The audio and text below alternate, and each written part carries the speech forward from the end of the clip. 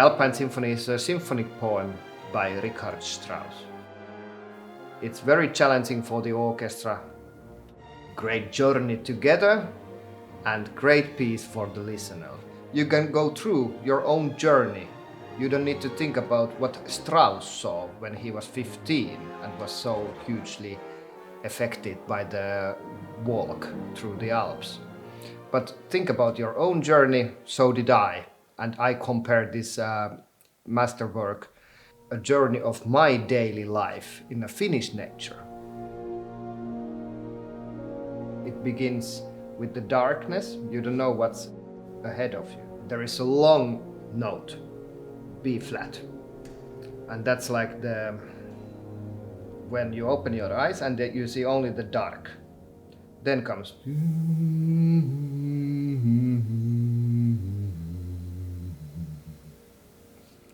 and then the massive brass, which is in piano, but it needs to be heavy.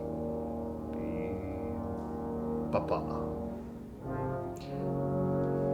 That's when you start to sense something is going to happen, and poco a poco, more and more, the light comes through, the sun starts to rise, and then you see a big, gigantic hill in front of you. And then the first reflect of the sun you can see in the score.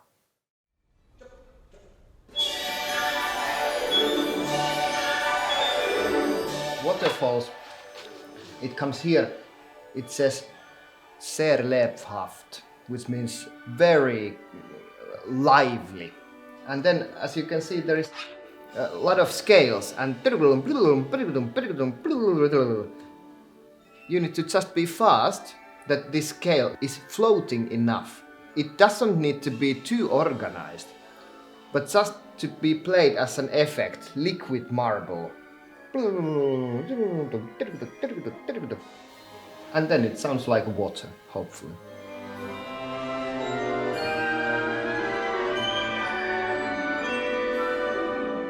The most fun parts to conduct are definitely the climaxes. Because of the long development, you see everybody is waiting. It takes long time, but then when the major chord comes after the great development, then you can see the smile also in the orchestra that we got there. And I feel very kind of proud that we did it. That's the feeling on the podium.